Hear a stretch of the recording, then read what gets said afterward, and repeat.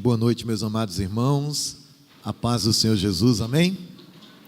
Que alegria estar aqui nessa noite. Eu tenho um carinho muito especial pela família congregacional.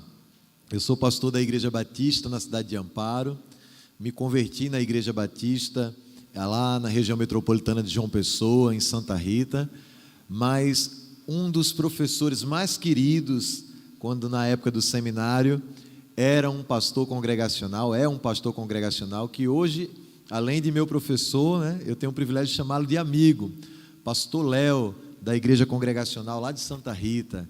Na verdade, Léo é o apelido, Shelly? Mas eu nem sei qual que é o nome do Léo. É Leonardo? Alguém conhece ele aí?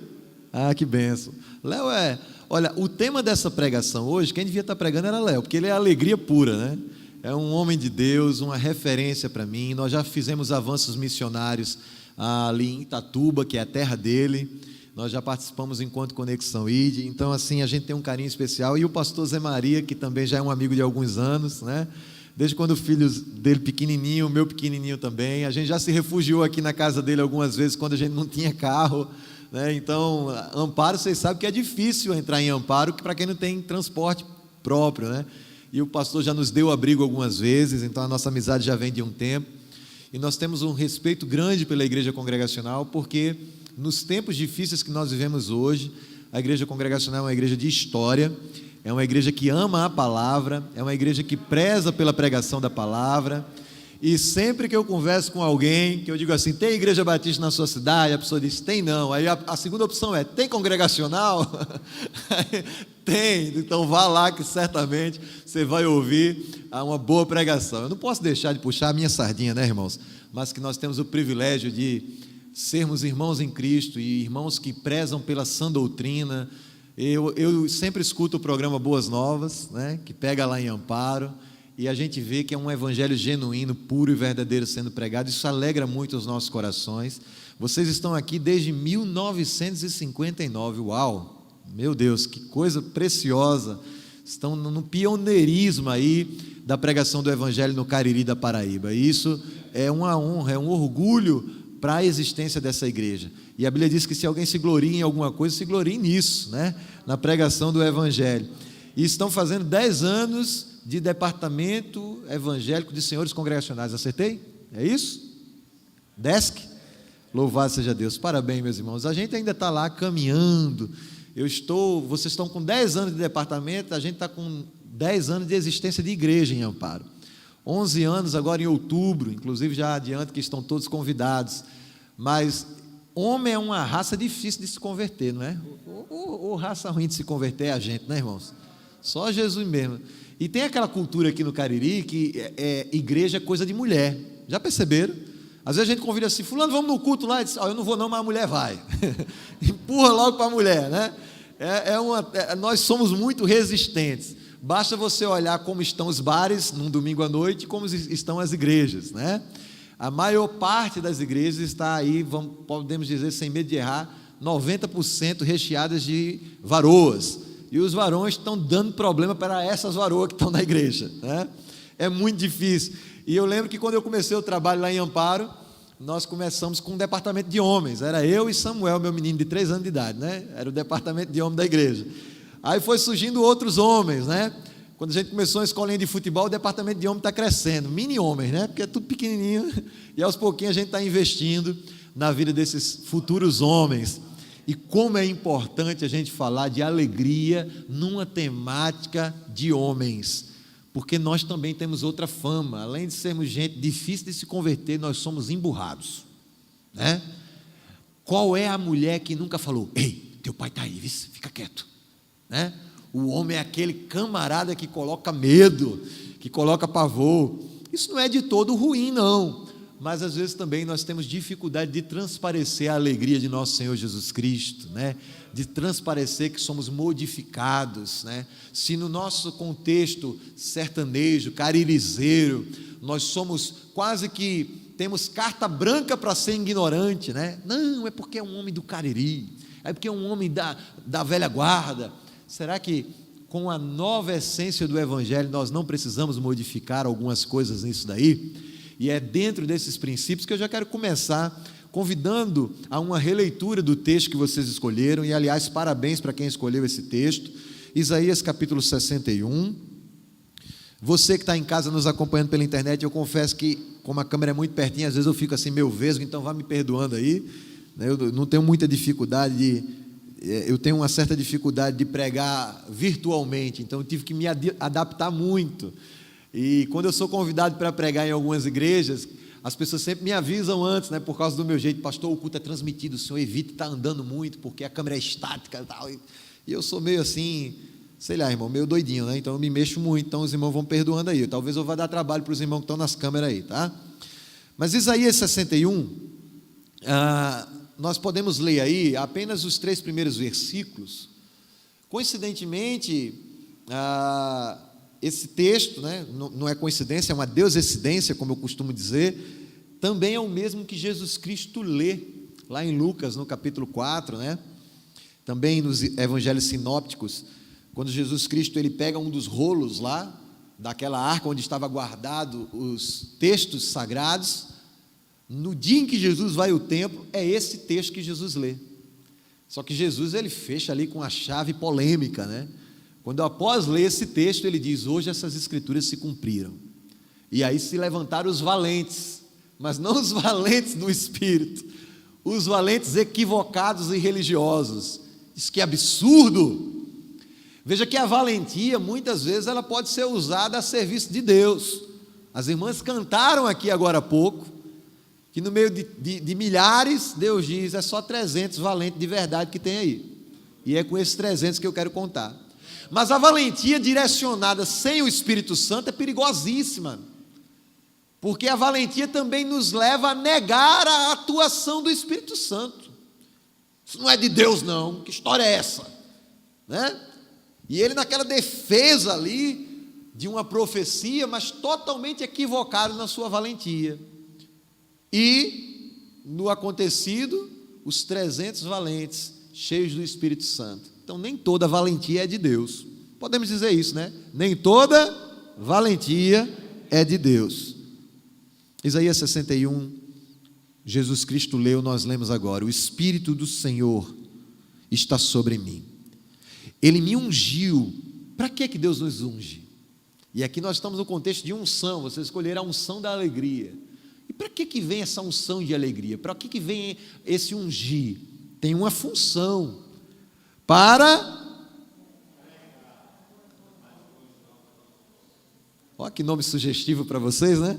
Para pregar as boas novas aos mansos, aos povos. Ele me enviou para quê também? Para restaurar os contritos de coração. Essa unção do Espírito de alegria vem para pregar em primeiro lugar. Essa é a principal tarefa da igreja: pregação do Evangelho, pregar as boas novas, as boas notícias. Essa é a razão de existir da igreja. Mas também existem alguns anexos nessa missão. Ele diz: para pregar as boas novas e para restaurar os contritos de coração. A igreja tem um princípio restaurador na sua essência. Ela pega pessoas quebradas, contritas, destruídas, aflitas e restaura. O texto continua dizendo que também nos levou para proclamar. Veja, não é para libertar, é para proclamar a liberdade que já foi feita. Tem toda uma diferença. A igreja não liberta ninguém, mas a palavra que a igreja proclama tem poder de libertar. Aleluia! E é por isso que dá certo, não importa se você é batista, presbiteriano, congregacional, porque se a palavra é pregada por qualquer um desses anexos, aí há a libertação. Aleluia!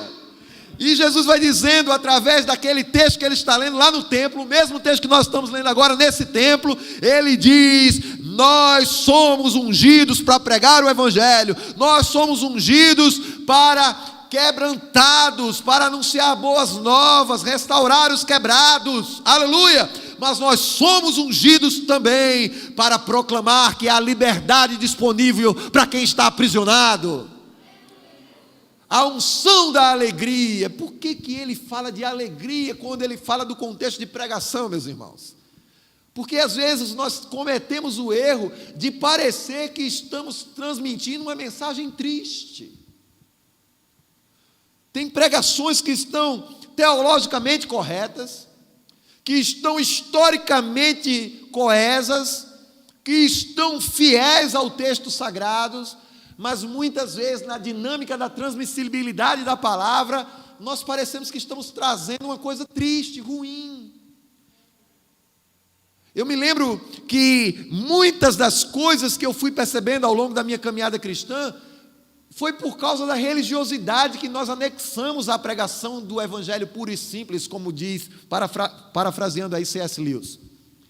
Porque muitas vezes, homens como Moody, homens como os revolucionários da sua época, embora a gente esteja falando aí de um início de uma pregação mais contemporânea, mas eles foram percebendo que muitas vezes nós falhamos na transmissibilidade da palavra, porque nós permitimos que a religiosidade seja uma barreira para a mesma. Eu lembro que uma vez, quando eu tinha 16 anos de idade, novo convertido, eu fui participar de um treinamento de evangelismo. Deus já foi despertando no meu coração a questão da evangelização desde os meus primeiros passos na igreja. E dentre algumas regrinhas que o colega lá estava apresentando, ele dizia assim: olha, você vai evangelizar numa casa, você não pede água. E ele foi colocando ali algumas coisas. Eu não sei se vocês pegaram esse tempo de dizer que não pode pedir água na casa que a gente ia evangelizar. Não peça água. Pegou isso aí? Só fala, foca, sabe? Pede para desligar a televisão e tal. E ele foi dando umas coisas ali que eu falei: rapaz, peraí, deixa eu anotar que eu não vou decorar isso tudo não. Aí um dia eu estou lá lendo a Bíblia. Aí eu vejo Jesus com a mulher samaritana. Como é que Jesus começa o diálogo? Me dá um copo d'água. A coisa começa a fluir naturalmente. Aquela mulher começa a perceber que há algo diferente em Jesus, e a principal diferença que ela percebe é que Jesus quebra o rito religioso, porque sendo judeu ele fala com a samaritana. Eu tinha muito medo do meu pastor me ver na esquina sentado com meus amigos maconheiros, porque alguém me disse um dia que o Salmo 1 dizia que eu não podia falar com meus amigos maconheiros, porque era roda de escarnecedor, e a religiosidade distorce o princípio. O princípio é: não me assento para fazer o que eles fazem, mas sento para dizer que Jesus transforma e liberta. Porque Jesus diz: eu vim para os doentes, porque são não precisa de médico. E aí a gente começa a perceber que isso é muita alegria, é muito contentamento. A gente explode e transborda em alegria, porque diz: ô meu amigo, ou se você é jovem, ô meu brother, não importa como, você vai dizer: eu tenho uma notícia muito feliz para lhe dar. Jesus morreu para lhe libertar, Jesus morreu para lhe santificar, Jesus morreu para lhe transformar, Jesus morreu para lhe consolar. Tem alegria maior do que isso, minha gente? Evangelho é boas novas, e boas novas se dá cheio de alegria. Tem uma coisa que eu escuto muito por onde eu ando, e eu não sei se eu fico feliz quando eu escuto ou se eu fico triste. Eu sou tomado por uma dualidade de sensação, porque as pessoas dizem assim: você é diferente de outros crentes, você é tão para cima, você é tão feliz. Aí por um lado eu fico feliz em ouvir isso, mas por outro lado eu percebo que isso denota um sintoma de uma doença que se instalou em nós: a religiosidade. A gente cria ritos para apresentar Jesus. Boa tarde, senhora, posso lhe apresentar um pouco da palavra de Deus? Porque a Bíblia diz que quem é de Deus ouve a palavra de Deus, quem não é, não ouve. A senhora quer ouvir ou não? É quase que condenando a mulher ao inferno previamente. Quantas e quantas vezes eu não precisei sentar, ouvir quantos netos a mulher tinha, com que idade ela se aposentou. Esse aqui é meu menino, meu filho, pega lá a foto, Mariazinha. Aí dizia: ó, esse aqui está estudando em São Paulo, esse aqui está no Rio de Janeiro. E é bonito, parece com a senhora. E a gente começava a conversar, dar boas risadas, até que em algum momento dizia: sim, meu filho, mas me diga, o que é que você está fazendo aqui mesmo? Sim, já que a senhora se perguntou, eu vou dizer o que é que eu vim fazer aqui. Jesus me mandou vir aqui, e eu estou tão feliz que Ele me mandou vir vim aqui porque a senhora tem uma conversa tão agradável, a senhora tem uma conversa tão linda, eu posso orar pela senhora? Deus abençoe o Marquinho que está lá no Rio de Janeiro, o filho dela. Pai, o coração dela deve estar tão preocupado, com tanta saudade desse menino, mas o Senhor me mandou aqui para dizer que o Senhor conhece o coração dela, que o Senhor ama ela. E enquanto Dona Mariazinha chorava, ela dizia: obrigado, foi Deus que mandou você aqui, meu filho. Mas quando eu começava a minha conversa com Dona Mariazinha, com todas as regras religiosas que me ensinaram, Dona Mariazinha ficava dizendo: ô meu filho, meu feijão está no fogo ali, que hora você vai embora? A religiosidade nos blinda a verdadeira alegria do compartilhar Jesus. Nós precisamos romper essas barreiras, nós precisamos receber essa unção de alegria. E sabe, há uma dualidade, uma coexistência entre alegria e sofrimento. Muitas vezes nós pensamos que a alegria que a Bíblia nos trata é uma alegria circunstancial. Pensando em como compartilhar isso para os irmãos nessa noite, eu resolvi dividir a alegria em 4 pontos. A gente poderia fazer isso em 5, em 6, mas eu escolhi 4 pontos principais para que a gente pudesse contextualizar essa mensagem: Jesus Cristo, o óleo da alegria. Primeiro a gente precisa entender o contexto que nós estamos. Isaías foi escrito mais ou menos 740 a 680 a.C. Isaías estava trazendo uma profecia como profeta que era, Isaías poeta, Isaías teólogo.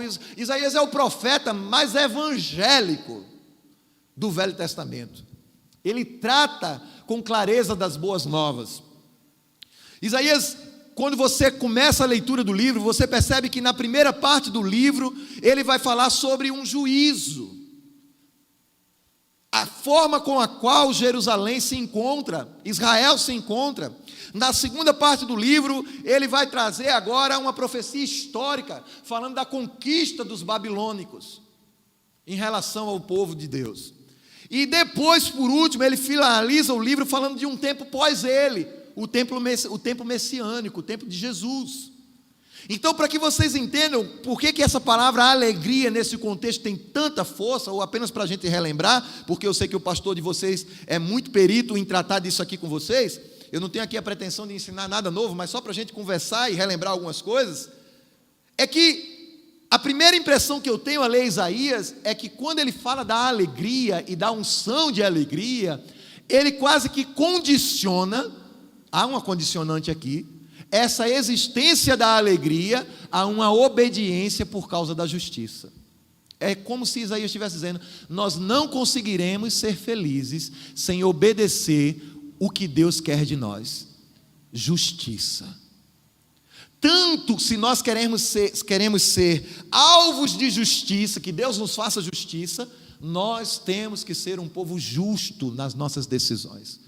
E aí ele vai permear sobre a questão da justiça, de Jeová nos fazer justiça, em relação a restaurar, reestruturar, perdoar e punir aqueles que não se arrependem, quanto também a questão da justiça social. E essa é uma causa recorrente no Velho Testamento, é uma causa recorrente nos escritos de Isaías, de Jeremias, de Neemias. A gente sempre vai ver a alegria associada à justiça.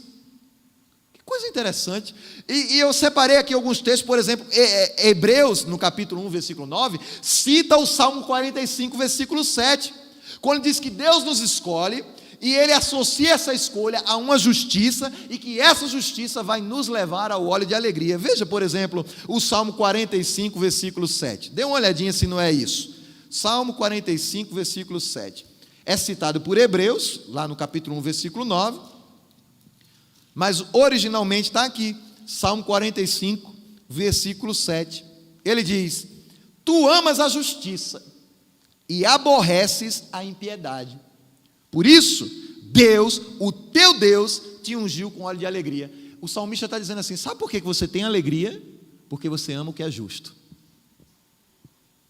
Então a unção, o óleo de alegria vem de quem? O texto deixa claro, vem de Deus, é Deus quem unge. Mas Deus unge quem? Deus unge aqueles que amam a justiça. Deus unge aqueles que aborrecem a iniquidade. É por isso que vocês têm o óleo da alegria, porque vocês são assim.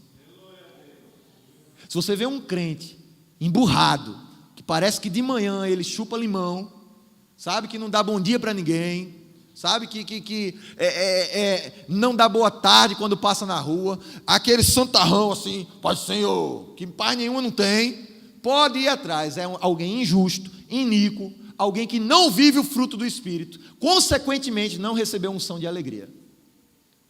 Eu lembro que quando nós estávamos lá em João Pessoa, tinha uma irmã, que ela era líder lá de um ministério, não vou dizer para não entregar muito, o culto é transmitido, eu tenho que me lembrar dessas coisas. Aí a irmã todo dia chegava assim, bora, está na hora do ensaio, e não sei o quê. Parecia um chefão, um general. E eu sempre fui assim, meio, sei lá. Aí eu cheguei perto dela e disse assim, irmã, vem cá, deixa eu fazer uma pergunta para a irmã. Disse, diga. Primeiro de tudo, a paz do Senhor. Ela, amém. Eu digo, a senhora está em paz mesmo? Porque até o seu amém é grosseiro, irmã. O que é que você quer dizer com isso? Isso mesmo que eu estou dizendo, você é grosseira. Você é antipática, querida. E se você tem Jesus na sua vida, sorria mais. Ela fez, eu digo, mas o mais bonito. Sorria mais. A Bíblia diz que até o coração alegre aformoseia o rosto. Gente feia fica bonita quando está feliz. Já percebeu isso? É por isso que tem uns menininhos que os bichinhos não são muito bonitinhos não, mas casa com umas meninas bonitas, né? É porque o bichinho é feliz, sorridente. Fica mais bonito. Agora imagina, além de feio, abusado. Aí vai morrer sozinho, minha gente.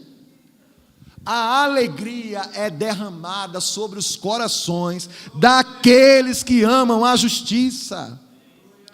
E justiça, irmão, a gente podia fazer uma vigília aqui. Nós vamos falar de justiça social, nós vamos falar de lutar pelo que é justo, nós vamos falar de botar a boca no trombone e dizer está errado, está certo, de dar a cara a tapa. Nós vamos falar, crente não é politiqueiro, mas crente briga por justiça. Nós temos que, olha, esse período de pandemia revelou como que a igreja é alvo de injustiça política. Eu que o digo, em Amparo, quem acompanhou a nossa trajetória sabe do que é que eu estou falando. Como que a igreja é alvo de injustiça? E aquele que ama a justiça vive feliz. Vive feliz. É por isso que nos momentos mais conturbados da minha vida, brigando por justiça, de vez em quando eu desligava a câmera, que eu saía da briga, eu dizia, vamos ali, vamos comer uma pizza, vamos tomar um sorvete. Não abala a nossa alegria, porque quem ama a justiça tem óleo de alegria. Não abala. Não abala. Aí você está lá, nessa condicional à obediência, falando sobre justiça, você percebe que quando você se torna um agente da justiça divina, você recebe alegria. A gente perfurou um poço em São João do Tigre, um dos poços do Ministério Conexão ID. A bomba queimou. Um amigo nosso em comum, pastor Arimateia, foi o nosso lá, né, pastor? Foi o nosso interlocutor lá. Eu falei, Arimateia, nós precisamos fazer justiça em relação a isso. A gente já furou o poço, já deu água, já fez tudo, agora está com a bomba queimada. Eu estou numa perfuração de outro poço, não tem recurso para arrumar essa bomba. Nada mais justo, já que o político não foi lá furar o poço, que ele dê pelo menos a bomba. Me ajuda aí, pastor Arimateia, lá de Camalaú.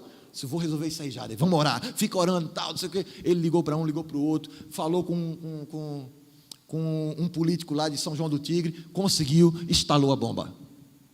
O povo ligou para a gente cheio de alegria. Mas sabe o que é interessante? Aquela alegria do povo se torna espelho, porque reflete em nós, a gente fica feliz pelo outro. Você já deve ter passado por isso, meu irmão. Você ajuda alguém, parece que você ajudou a si mesmo. Eu lembro, um dia eu estava passando por uma dificuldade, uma luta grande, pensando em desistir, jogar tudo para o alto. Aí você pode dizer assim, você, pastor? Eu digo, eu mesmo, exatamente. Aí eu digo, já sei, lembrei de uma amiga, vou conversar aqui, vou ligar para a pastora Priscila. Pastora Priscila da Prata, ela é uma amiga, ela vai ter uma sensibilidade de mulher para conversar, e eu vou desabafar um pouquinho com ela. Quando eu liguei para a pastora Priscila disse assim, graças a Deus que você me ligou, reverendo. Eu falei, por quê, pastora? Porque eu estou precisando muito conversar, estou passando por uma luta. Aí eu falei, sim, diga, pois não, o que é que você quer? Aí ela começou a falar, e eu comecei a aconselhar, e parecia que tudo que eu dizia para ela voltava para mim, e enquanto eu aconselhava ela, meu espírito ia se alegrando, enquanto a gente vai sendo útil, Deus vai nos usando, e enquanto Deus vai nos usando, a alegria vai sendo derramada, e aquela conversa terminou com 2 pastores restaurados. Se você quer ser abençoado com a unção da alegria, proporcione alegria para alguém, porque Deus derrama unção de alegria em quem ama a justiça. Aleluia! Uma segunda coisa que nós percebemos em relação à justiça, agora saindo do contexto histórico e indo para o contexto literal, é que essa alegria de Deus para nós, ela não é opcional, mas ela é imperativa, queridos. Trata-se diretamente de uma ordem. Filipenses capítulo 4, versículo 4, o que é que se diz? Alegrai-vos no Senhor, alegrai-vos sempre no Senhor. Veja, a gente não está falando aqui de um substantivo, é um verbo, alegrar-se. O verbo alegrar, alegre-se, está no imperativo. Trata-se de uma ordem de Deus. É a segunda coisa que eu quero falar para você. A primeira é que a alegria está diretamente condicionada ao senso de justiça. A segunda, alegrar-se é uma ordem de Deus, não é opcional. Nós, como crentes, não temos o direito de permanecer no estado de tristeza. Vou repetir para você não achar que eu disse uma coisa que eu não disse. Como crentes, nós não temos o direito de permanecer no estado de tristeza. Passar por um momento de tristeza é uma coisa. Permanecer no estado de tristeza você não tem o direito, porque sua alegria foi comprada com preço de sangue. Então é uma ordem direta. E embora você possa dizer assim: pastor, mas você não sabe o que é que eu estou passando, você não sabe qual é a luta que eu estou enfrentando, o senhor não tem nem ideia do que é que eu estou passando, e não preciso ter, porque o mesmo Tiago, o apóstolo Tiago, ele diz no capítulo 5, versículo 13, que até entende esses momentos de pouca, baixa ou ausência de alegria. Quando ele vai fazer a comparação, ele diz: tem alguém alegre? Cante louvores. Está alguém triste? Chama o povo para fazer oração. Vamos orar para ver se essa tristeza vai embora. Então, se por um lado a nossa alegria nos é roubada, punida, invadida, por outro lado também ela coexiste com as lutas desta vida. Eu sou uma pessoa feliz, mas em alguns momentos eu não estou feliz. Você é uma pessoa feliz, e nós podemos falar aqui com facilidade agora sobre tristeza, porque nós estamos vivendo um momento em que o Brasil e o mundo têm vivenciado uma série de tristezas psicológicas, físicas, emocionais, de nível de saúde, luto, que é a tristeza que rasga a alma. Mas vocês já perceberam que até funeral de crente é diferente? É diferente porque existe uma alegria coexistente com o luto. Olha que coisa interessante. Você vai no enterro do incrédulo, sem desdenhar da dor, apenas a nível de didática e pedagogia. Minha vida acabou, me leva com ele, pelo amor de Deus. É ou não é verdade? E lembra até de uma história interessante, que a mulher estava lá na beira do túmulo, dizendo: me leva com ele, caiu lá no buraco, aí me tire daqui, pelo amor de Deus. Às vezes ela fala só na hora do desespero, da boca para fora. Mas, quando você vai ver um crente num fúnebre, e principalmente quando é fúnebre de crente, aí aquele negócio é bonito mesmo. A pessoa está lá chorando. Recentemente o pastor Jeremias Pereira, alguém que eu tenho o privilégio de chamar de amigo, o irmão dele, pastor Joel, também meu amigo, perdeu a sua esposa. E eu assisti a transmissão do funeral da irmã, que também tive o privilégio de conhecer. Lá de Belo Horizonte, o pastor transmitiu pelo Instagram, e no meio daquele funeral, o pastor Joel chorando ali de maneira contida, ele disse: eu posso fazer uma oração antes de enterrarem minha esposa? E a oração do pastor Joel dizia mais ou menos assim: Deus, eu quero te agradecer pelos anos maravilhosos que o Senhor me deu ao lado dessa mulher, pelos filhos que o Senhor nos deu, pela forma que nós vencemos nossas lutas juntos. A perspectiva de um crente alegre é olhar para tudo que conquistou, não para o que perdeu. É ser grato, é entender a essência natural da vida, que é a morte, embora não tenham sido feitos para morrer. Por isso que a morte nos é tão invasiva, por isso que é tão difícil aceitar a morte, porque nós não fomos feitos para morrer. Mas mesmo diante daquilo que é mais doloroso, diante daquilo que é uma tragédia, diante daquilo que não foi plano inicial de Deus, diante daquilo que nos rouba a alegria, nós ainda dizemos: Deus está no controle, e o Senhor é o controle da minha alegria. Aleluia! Essa alegria é imperativa, ela não é circunstancial. Isso nos leva à terceira coisa: a nossa alegria não depende das circunstâncias, querido. Se dependesse das circunstâncias, veja, pense em alguém que é feliz porque tem um carro novo. Quando o carro envelhece, acabou a alegria. Pense em alguém que é feliz porque tem uma boa casa. Se a casa pegar fogo, acabou a alegria desse cara. Pense em alguém que é feliz apenas pela companhia de uma mulher ou de um homem. Se essa pessoa deixar ele, ele se mata. Porque a alegria dessa pessoa está condicionada a algo que não é eterno. É, como o próprio nome diz, condicional. Enquanto tenho, sou feliz. Ao tê-lo, sou alegre. Se eu perder, acabou minha alegria.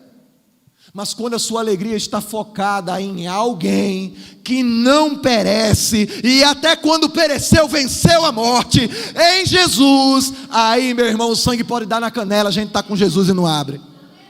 Aleluia! Não é uma alegria circunstancial. Se você pega, por exemplo, 1 Tessalonicenses 5,17, eu acho que a gente pode até recitar. Como é que diz? 1 Tessalonicenses 5,17 é um dos versículos mais curtos da Bíblia Sagrada. Aleluia. Será que eu errei? Errei não, é isso mesmo, 5,17, olha lá. Olha lá. Não, errei. 17 é orar sem cessar. É o 16. Alegrai-vos sempre. Alegrai-vos sempre. É uma recorrente nas cartas paulinas. A alegria. Você pode dizer assim, Paulo, apóstolo de Jesus, até eu estaria alegre com um cargo desse. Sabe o que é que me chama a atenção no apóstolo Paulo? É que todas as cartas que ele falou sobre alegria, ele estava preso, ele estava em um calabouço, ele estava com a data da morte marcada, e ele dizendo, se alegrem, se alegrem, se alegrem, se alegrem. E ele diz, outra vez eu vos digo, se alegrem. Aleluia, aleluia. Ah, meu Deus do céu, quando você pega Paulo falando aos Romanos no capítulo 14, versículo 17, que ele diz, olha, botem uma coisa na cabeça de vocês, que o reino de Deus não é comida não, gente, não é bebida não, mas é alegria no Espírito. Ao mesmo passo em que ele dá lá, matando 2 coelhos de uma cajadada só, que é a comida e a bebida.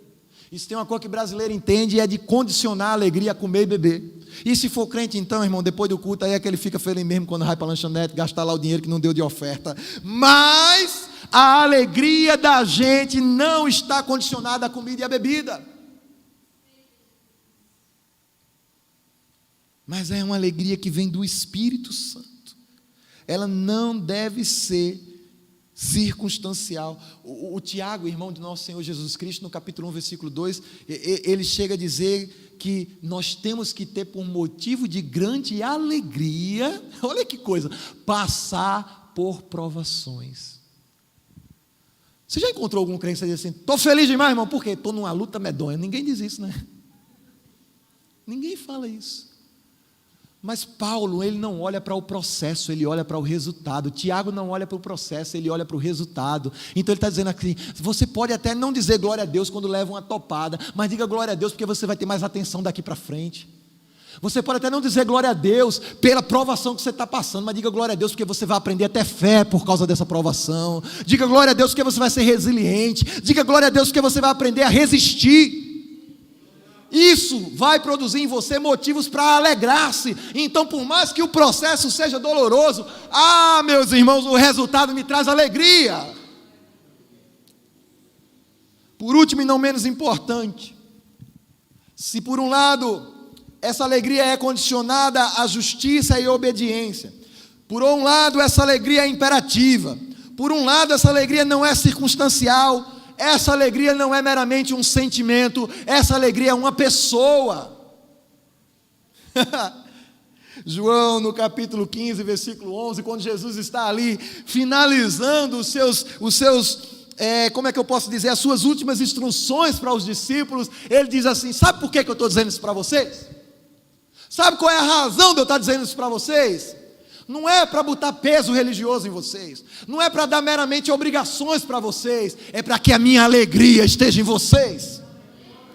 Vocês vão ser felizes se vocês aplicarem aquilo que eu estou dizendo para vocês. Jesus, foi coisa demais que o Senhor diz. Não tem problema, eu vou mandar alguém que vai fazer vocês lembrarem todos os dias. É o mesmo que dá alegria, é o Espírito Santo.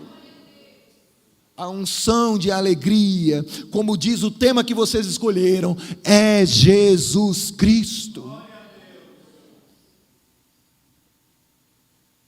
Eu tenho vos dito essas palavras para que a minha alegria esteja em vós, e estando em vós, seja completa. Quando eu estive 2 vezes, Deus me deu o privilégio de já ir 2 vezes aos Estados Unidos. Todas as vezes que eu estava lá nos Estados Unidos, que eu passava em algum canto, a pessoa fazia, "You from? De onde você é?" Tal. Eu falava, "Brasil." Eu falava, "Oh, Brasil!"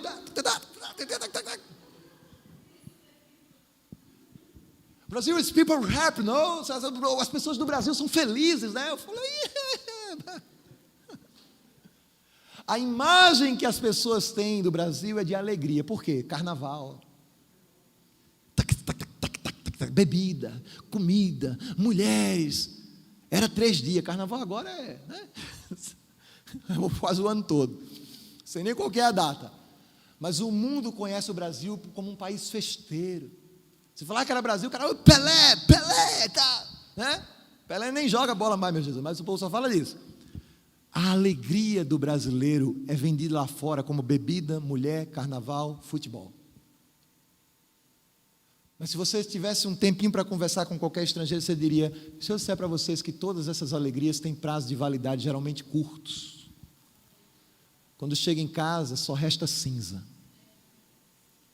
A própria religião da maioria dos que se alegram desta maneira, só tem cinza para oferecer numa quarta-feira.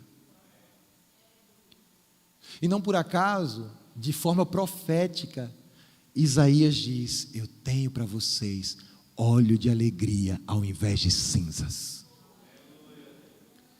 Cinza é luto, é humilhação, é vergonha. Óleo de alegria é unção do Espírito, é permanente, não é passageiro, não dura 3 ou 4 dias, não vai embora depois que o copo seca, não vai embora após um culto, porque o culto continua onde o crente vai.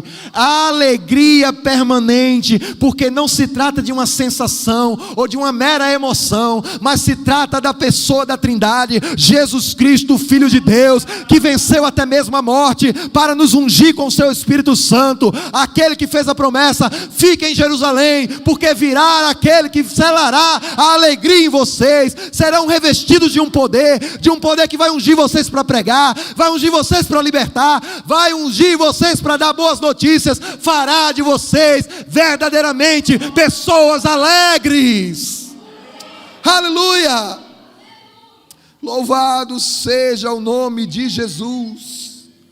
Aleluia, aleluia, aleluia. Nós nos alegramos com a Tua palavra, Jesus.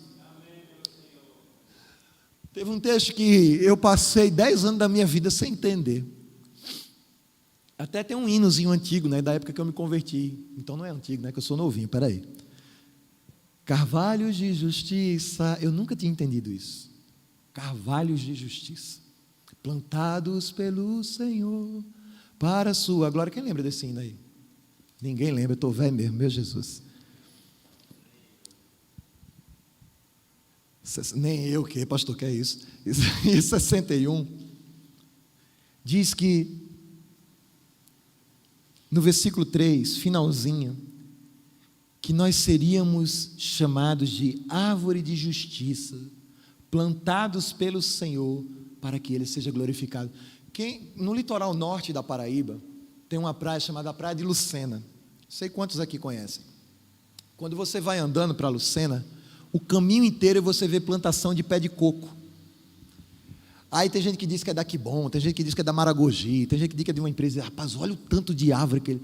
Aquelas plantações estão ali porque tem um objetivo, é usar os cocos para a fabricação de sorvete.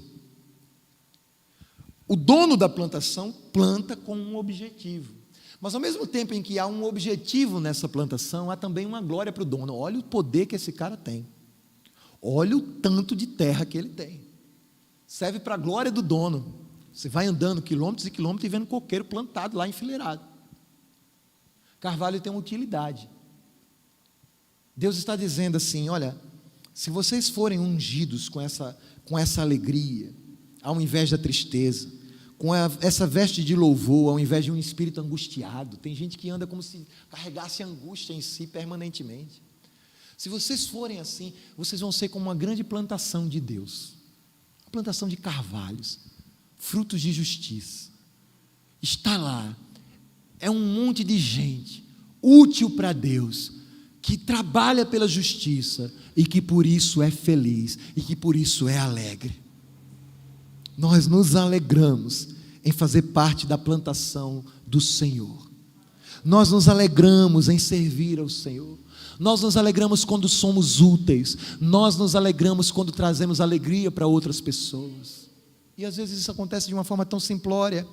E eu quero concluir essa prédica dizendo de uma experiência que eu tive recentemente, lá no sítio Tambor, em Uiraúna, na última cidade da Paraíba, já para chegar no Ceará. Nós estávamos fazendo uma celebração de evangelismo, entrega de cestas básicas com o pessoal do Conexão ID, com meu amigo da Igreja do Nazareno, o pastor Xaxá, e também com os irmãos da igreja, esqueci agora a igreja do missionário, mas nós estávamos lá, e eu lembro de ter pensado assim, meu Deus, eu estou indo com um carro pequeno, senão eu estaria trazendo brinquedo para as crianças e tudo mais.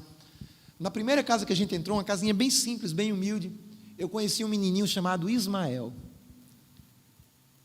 E o Ismael estava lá, aí enquanto eu estava pregando o evangelho lá para a família do Ismael, a mãezinha dele prestes a se converter, chega o Ismael com um CD e uma espécie de parafuso. Diz assim, tio, o senhor consegue colocar isso aqui, nisso aqui? Eu fiquei pensando assim, mas para que, Ismael? Ele falou, tenta colocar, por favor. Aí eu fiquei ali dizendo, meu Deus, o que é que eu vou fazer? Ele tinha visto na televisão um Beyblade, um negocinho que você puxa assim, ele gira igual um peão. Só que naquele sítio isolado, o sítio Tambor tem esse nome por causa de umas árvores, que tem lá umas árvores chamadas tambor. Vocês têm aqui na nossa região, eu não costumo ver. E aí eu comecei a orar, eu digo, Deus, me dê a oportunidade de proporcionar essa pequena alegria para esse menino. Porque, ao meu ver, era impossível aquele treco ficar seguro ali. Mas a gente conseguiu encaixar aquele parafusozinho naquele CD. Quando o Ismael jogou no chão, que o bichinho ficou rodando, Ismael fez assim, glória a Deus, funcionou. Ele rasgou um glória a Deus assim, que foi assim uma alegria tão grande para aquele menino, e uma coisa tão simples, que aquela alegria dele transbordou em mim. E a gente percebe que a gente precisa de tão pouco para ser feliz. Porque, como eu disse, as coisas podem até nos proporcionar momentos de alegria. Mas às vezes nós queremos demais. Não é nada de errado em querer buscar uma alegria contínua. O problema é fazer da nossa alegria um produto de produtos. A fonte da nossa alegria é Cristo. Talvez seja por isso que Paulo diz, olha, se vocês tiverem o que comer, o que se vestir, estejais, pois, contentes, contentados, satisfeitos. Temos Bíblias e mais Bíblias aqui nesse templo nessa noite. E nessa mesma noite, no Afeganistão, irmãos estão sendo mortos apenas por ter um aplicativo de Bíblia instalado no seu celular. O que nós fazemos com as nossas? Deixamos lá guardadinhas numa gaveta para trazer para a igreja no domingo? Enquanto que os irmãos só precisavam desinstalar do celular para preservar a sua vida. Mas eles preferem correr o risco de morte do que negar a palavra. Tudo isso nos faz refletir sobre o que é ser feliz de verdade. Compreender o privilégio que temos. Sermos transbordantes de alegria para aqueles que ainda não conhecem essa verdadeira alegria. E celebrar de fato a essência da alegria, que é Jesus. Que o Senhor nos abençoe e nos ajude a assim fazê-lo. Amém?